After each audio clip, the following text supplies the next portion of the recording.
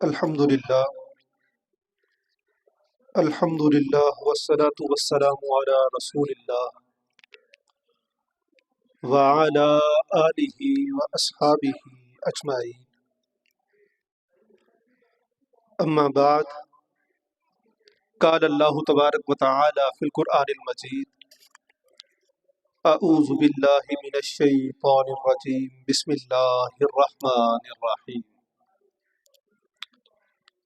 حامیم، تنزیل الکتاب من اللہ العزیز العلیم، غافر الذنب وقابل التوب، شدید العقاب، ذی الطول، لا الہ الا ہوا الیہ المصیر۔ صدق اللہ العظیم۔ ایک دفعہ سورہ فاتحہ کی تلاوت کر کے نبی مکرم صلی اللہ علیہ وآلہ وسلم کی پاک بارگاہ میں ہدیہ عقیدت پیش کریں۔ اعوذ باللہ من الشیطان الرجیم، بسم اللہ الرحمن الرحیم۔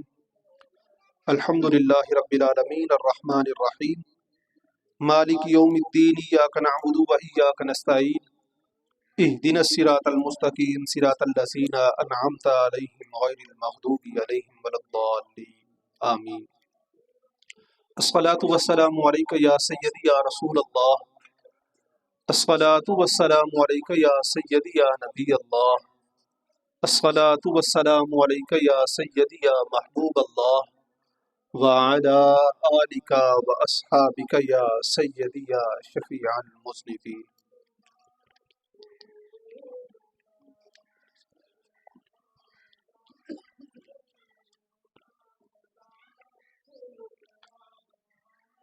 اللہ رب العزت نے قرآن کریم میں اس آیہ مقدسہ میں اپنی مہربانی، اپنے لطف و کرم اور انسان کے ساتھ اپنی محبت کا ذکر فرمایا ہے۔ بسم اللہ الرحمن الرحیم۔ حامیم، تنزیل الکتاب من اللہ العزیز العلیم۔ حامیم، یہ کتاب اتاری گئی ہے اللہ رب العزت کی طرف سے، جو زبردست ہے، سب کچھ جاننے والا ہے، جو انسان کے ارادے میں ہے، خیال میں ہے، وہ بھی جاننے والا ہے، جو انسان کر رہا ہے یا کر چکا ہے اس کا بھی اسے علم ہے۔ آگے فرمایا: غافر الذنب وقابل التوب، وہ بخشنے والا ہے، عیبوں پر پردہ ڈالنے والا ہے، وقابل التوب، اور توبہ قبول کرنے والا ہے، کہ خالق حقیقی انسان کا سارا عمل جاننے والا ہے۔ جو یہ غلطی کرتا ہے، گناہ کرتا ہے، سرکشی کرتا ہے، ان غلطیوں، گناہوں اور سرکشیوں کے اوپر یہ پردہ ڈالتا ہے، اور ساتھ اللہ رب العزت فرماتا ہے کہ جو پھر مجھ سے معافی مانگتا ہے میں اسے معاف بھی کرتا ہوں۔ آگے فرمایا: شدید العقاب، سخت سزا دینے والا بھی ہے، کہ جو بندہ غلطی کرے، گناہ کرے، میں ستار العیوب ہوں، میں اس کی پردہ پوشی کروں، پردہ پوشی کرنے کے باوجود پھر بھی وہ میری بارگاہ کی طرف رجوع نہ کرے، اللہ رب العزت فرماتا ہے پھر میں بڑی سختی کے ساتھ اس کے ساتھ پیش آنے والا ہوں، مجھ سے زیادہ سخت کوئی نہیں ہے۔ آگے فرمایا: ذی الطول، میں بڑا لطف، کرم، مہربانی کرنے والا ہوں، لا الہ الا ہوا، کوئی معبود نہیں ہے میرے علاوہ جو تمہارے اوپر مہربانی کرے، الیہ المصیر، میری طرف ہی لوٹ کے تم نے آنا ہے۔ اب انسان یہ دو چیزیں رکھتا ہے، ایک تو اس کا ظاہر ہے، ایک اس کی روح ہے، ایک اس کے ظاہری اعمال ہے، اور ایک اس کا باطنی عمل ہے۔ ظاہری اعمال یہ کھانا پینا، چلنا پھرنا، جو ایک مسلمان بھی کر رہا ہے، کافر بھی کر رہا ہے، ہندو بھی کر رہا ہے، یہودی بھی، سارے ہی کر رہے ہیں۔ باطنی عمل، اس کا جو دل ہے وہ نور ایمان سے منور ہے یا نہیں ہے؟ اگر دل نور ایمان سے منور ہے تو پھر یہ کامیاب ہے، اگر نور ایمان سے منور نہیں ہے تو پھر یہ ناکام ہے، پھر اس کی زندگی بے مقصد اور بے فائدہ ہے۔ اب ہوتا یہ ہے کہ ایمان کے ساتھ جب دل منور ہو گیا، روشن ہو گیا، تو پھر اس کے بعد انسان جب جب غلطی کرتا ہے، گناہ کرتا ہے، تو اس کے دل کے اوپر سیاہی آنا شروع ہو جاتی ہے، زنگ آنا شروع ہو جاتا ہے، دھبا لگنا شروع ہو جاتا ہے۔ جیسے جیسے گناہ بڑھتا جاتا ہے وہ دھبا، وہ سیاہی، وہ زنگ بڑھتا چلا جاتا ہے۔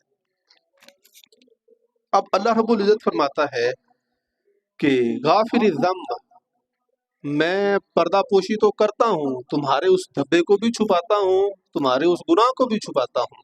آگے فرمایا وقابل التوب، اور توبہ قبول کرتا ہوں کہ میری بارگاہ کی طرف تو رجوع کر، غلطی کرنے کے بعد، گناہ کرنے کے بعد، دل سیاہ ہونے کے بعد میری طرف آ، میں وہ سیاہی کو دور کروں گا۔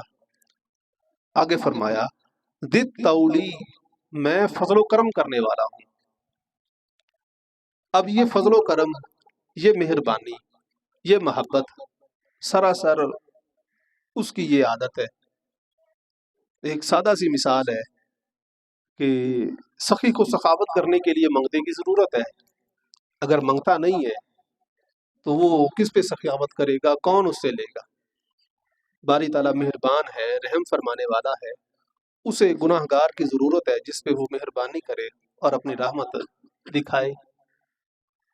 لیکن اس کے برعکس مفہوم مخالف یہ نکال لیا جائے، ہم سراسر غلطیاں کریں گے، گناہ کریں گے، اس کی مہربانی سے ہم معاف کر دیے جائیں گے، نہیں، اس نے فرمایا ہے شدید العقاب، میں سخت سزا دینے والا ہوں، میری سزا جتنی سخت سزا کسی کی نہیں ہے۔ مولانا روم اس پہ مثال دیتے ہیں، آپ فرماتے ہیں کہ جیسے گندگی کسی جگہ پہ پڑی ہو، وہ چاہے پانی کی صورت میں ہے، چاہے وہ کسی مادے کی صورت میں ہے، وہ گوبر ہے یا جو بھی چیز ہے، تو وہ تعفن پھیلاتی ہے، بدبو پھیلاتی ہے، وہاں سے گزرنا مشکل ہو جاتا ہے۔ لیکن جب اس کے اوپر سورج کی کرنیں پڑتی ہیں اور زمین گرم ہوتی ہے تو وہ اپنے اندر اس کو جذب کر لیتی ہے اور وہ بدبو، وہ تعفن ختم ہو جاتا ہے۔ آپ فرماتے ہیں اسی طرح سے اللہ رب العزت نے نبی مکرم صلی اللہ علیہ وآلہ وسلم کو سراج منیرہ بنا کے بھیجا ہے، روشن کر دینے والا سورج بنا کے بھیجا ہے۔ آپ نے جہاں جہاں رحمت کی کرنیں ڈالیں، وہ دل جو نجاست سے بھرے ہوئے تھے، جن سے تعفن کی بدبو اٹھ رہی تھی، وہ سارے کے سارے پاک ہو گئے، صاف ہو گئے۔ اور اسی طرح سے فقہ کا مسئلہ بھی یہ ہے کہ جہاں پہ نجاست پڑی ہو اور دھوپ اس پہ پڑے اور وہ خشک ہو جائے، اس کا اثر ظاہر ہو جائے، تو وہاں پہ تم نماز پڑھ سکتے ہو۔ اسی طرح سے جب نبی مکرم صلی اللہ علیہ وآلہ وسلم نے مومنین کے دلوں پر نگاہ ڈالی تو اس روشنی سے، اس نور سے وہ دل صاف ہو گئے اور منور ہو گئے۔ اللہ رب العزت نے قرآن کریم میں ارشاد فرمایا بسم اللہ الرحمن الرحیم ان اللہ یحب التوابین و یحب المتطہرین، بے شک اللہ رب العزت محبت کرتا ہے توبہ کرنے والوں سے۔ جو گناہ کر کے توبہ کرتے ہیں، اس کی بارگاہ کی طرف آتے ہیں، اللہ تعالیٰ فرماتا ہے میں اس سے محبت کرتا ہوں کہ اس نے میری رحمت سے مایوسی نہیں اختیار کی بلکہ میری بارگاہ کی طرف رجوع کیا ہے۔ آگے فرمایا وَيُحِبُّ الْمُتَطَہِّرِينَ، اور صاف ستھرا رہنے والوں کو اللہ رب العزت پسند کرتا ہے۔ صفائی دو طرح کی ہے، ظاہر کی صفائی یہ کہ دھو لیا، صاف کر لیا، وضو کر لیا، غسل کر لیا۔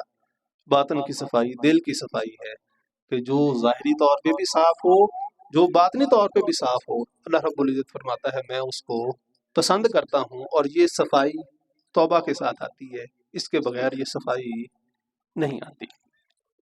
مولانا روم اس کے اوپر چند مثالیں بھی دیتے ہیں اور فرماتے ہیں کہ جو اللہ رب العزت کی مہربانی ہے، جو اللہ رب العزت کا سورج ہے، وہ ہر چیز پہ پڑتا ہے۔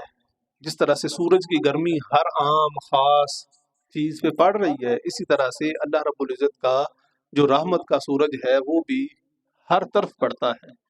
ضرورت اس امر کی ہے کہ کون اس کے سامنے اپنا دامن پھیلاتا ہے۔ جو پھیلائے گا وہ اپنی نجاستیں دھو لے گا۔ مولانا روم دوسری جگہ پہ فرماتے ہیں، آپ فرماتے ہیں ماں نبود مو تقاضا مانا بود، نہ ہمارا وجود تھا، نہ ہماری کوئی خواہش تھی کہ ہمیں تو تخلیق کر یا ہمیں اس دنیا میں بھیج یا ہمارے اوپر تو فضل و کرم کر۔ تو نے اپنی مرضی سے کیا ہے، ہمیں تخلیق بھی کیا ہے، ہمیں دنیا میں بھی بھیجا ہے اور ہمارے لیے سارے اعمال بھی رکھے ہیں۔ آگے فرمایا لطف تو نہ گفتہ امامی شنود، پھر اس پہ تو نے دوہری مہربانی یہ کی ہے کہ ہماری اس بات پہ بھی تو نے لبیک کہا ہے جو ہم منہ سے بیان نہیں کرتے، کہ دل میں خیال ہوتا ہے اور وہ خیال اللہ رب العزت پورا کر دیتا ہے۔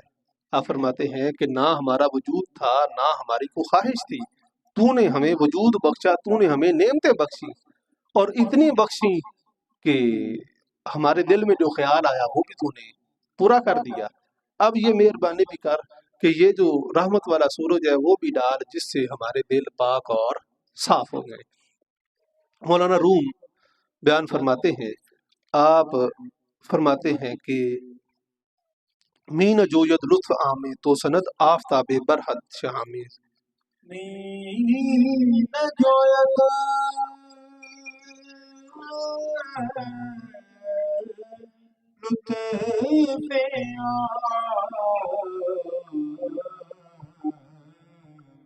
تو سند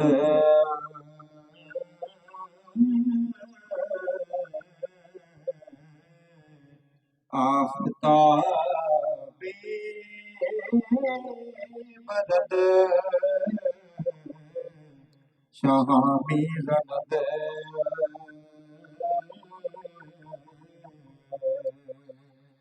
آپ فرماتے ہیں مین جوید لطف آمے تو سند، کہ تیری مہربانی کا سورج درجے نہیں تلاش کرتا کہ میں نے امیر کے گھر طلوع ہونا ہے، میں نے فلاں کے گھر فلاں خاندان میں فلاں مرتبے میں، نہیں، وہ عام ہے، وہ ہر کے لیے کھلا ہے۔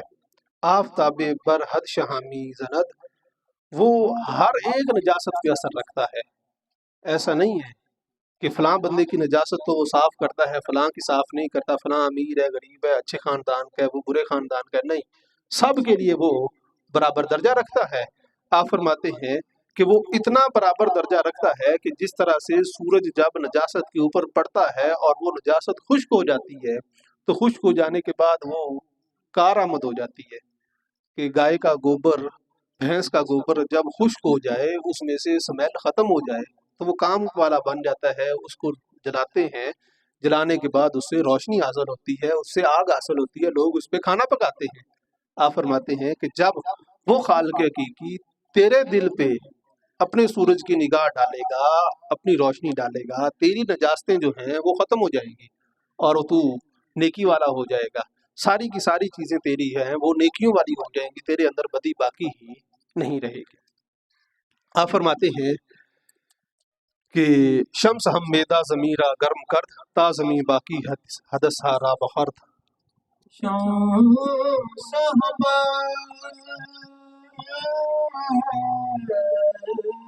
میرا میرا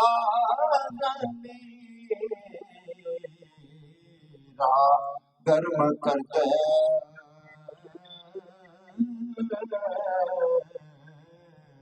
تازمی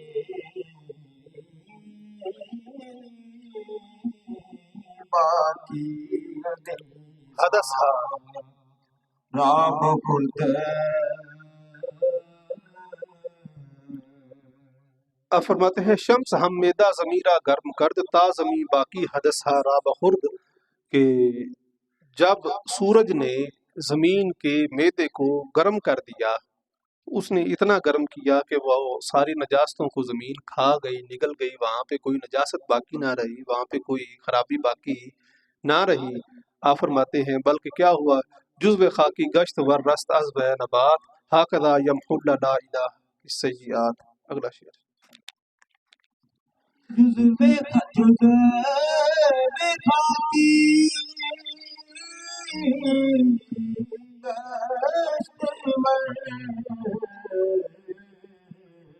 دشت ست عزو نبات آکزا یبولا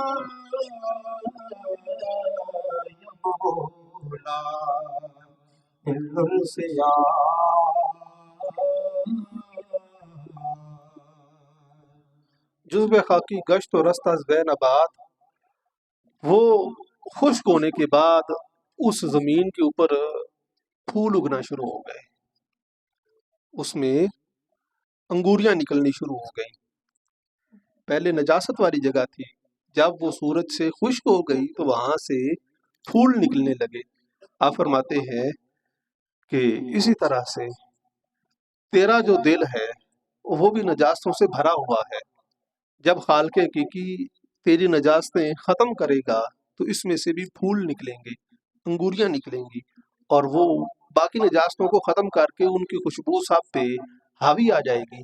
آپ فرماتے ہیں جزو خاکی گشت و رست از غیر نبات، جس طرح سے وہ نجاست مٹی کے اوپر جب پڑی تھی تو وہ بدبو پھیلا رہی تھی، سورج نے روشنی ڈالی، اس کو گرم کیا اور اس کو مٹی میں شامل کر دیا، اور اس کا وجود ختم ہونے کے بعد وہاں سے پھول نکلنا شروع ہو گئے۔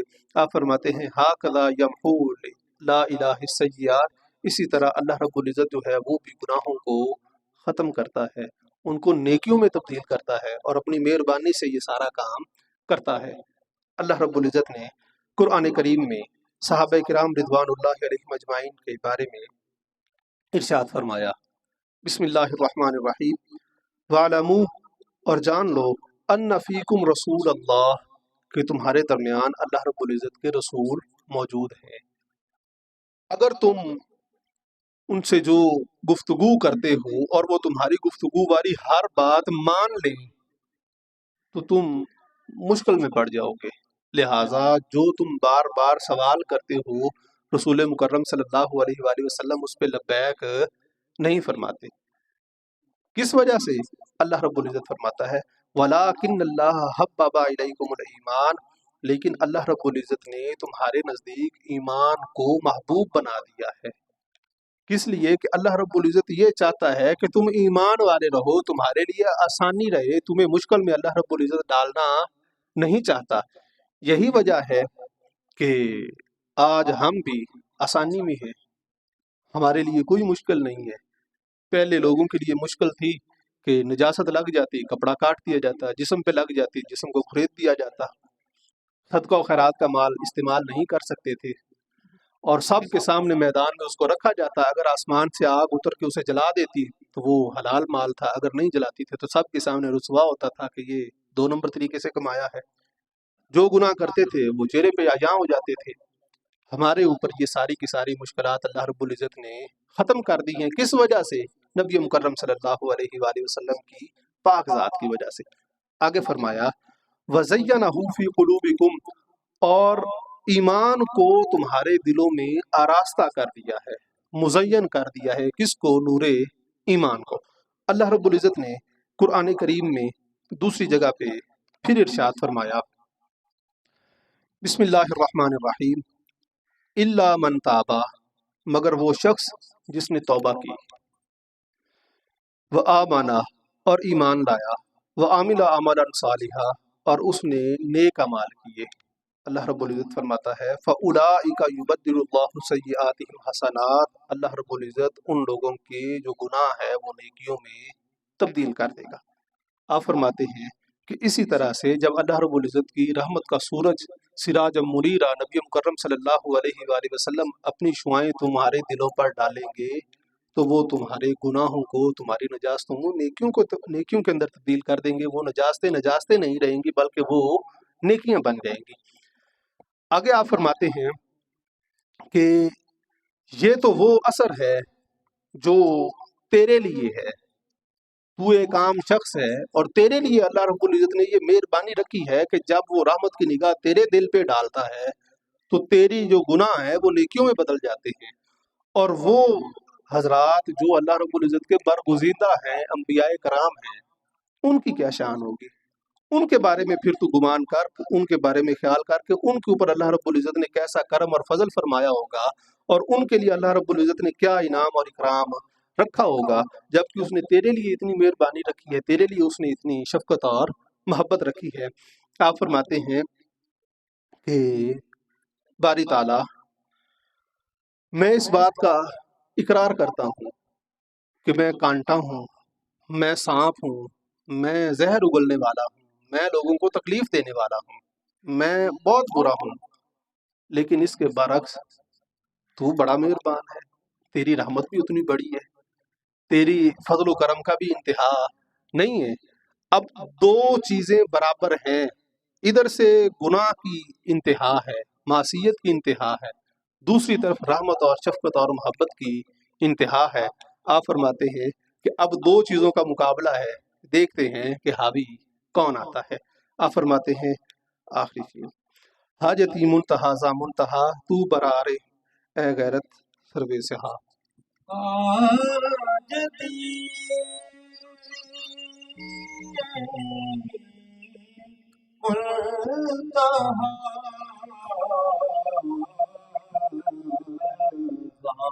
منتہا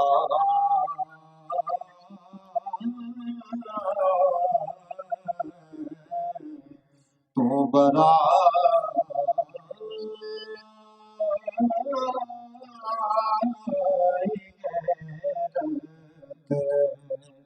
سرو سہا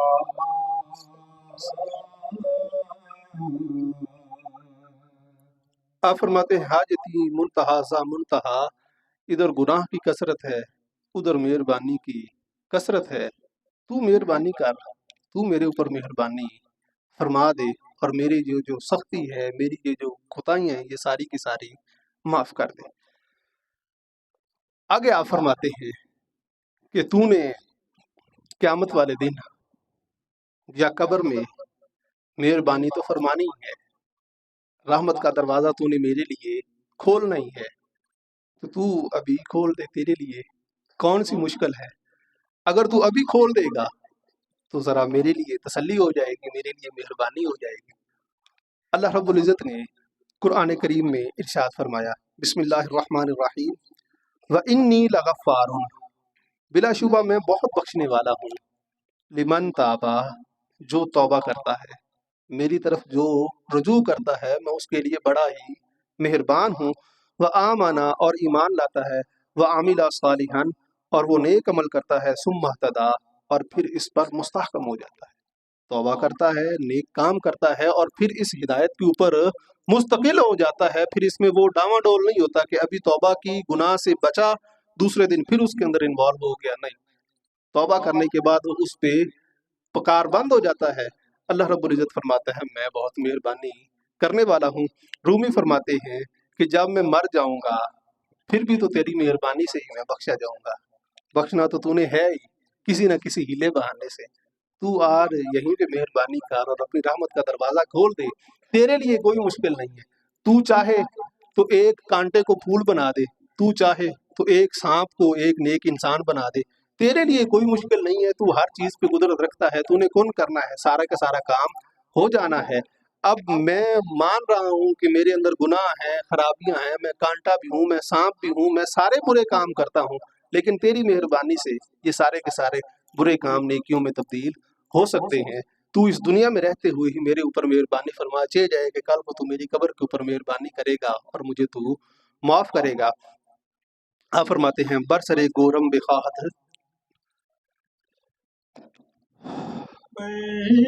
سرے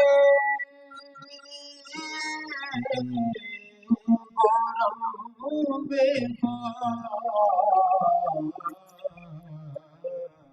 حد نشست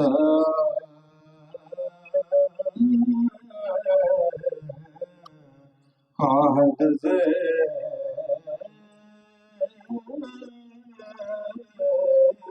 چشمے لطیفش اشک جست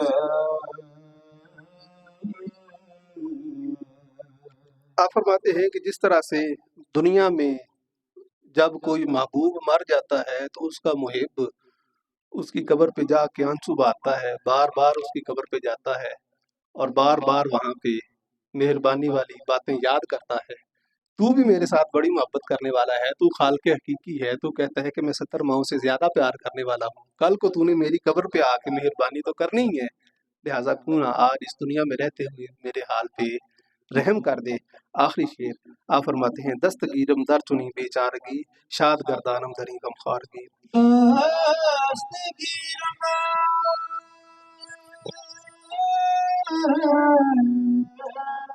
در چونے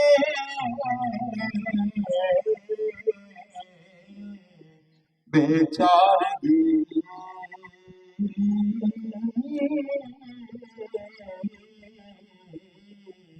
شاد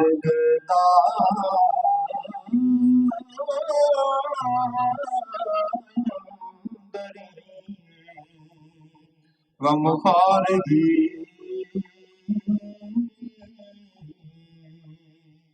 آپ فرماتے ہیں دستگیرم در چنی بے چارگی، میں ابھی لاچار ہوں اور لاچار کی جو فریاد ہے وہ تو ہی پوری کر سکتا ہے، میرے بس میں کچھ نہیں ہے، میری غمخاری کر اور میرے اوپر رحم فرما دے۔ اللہ رب العزت نے قرآن کریم میں ارشاد فرمایا ہے کہ امن یجیب المضطر اذا دعا، جب فریادی فریاد کرتا ہے کون ہے میرے علاوہ جو اس کی فریاد کو سننے والا ہے۔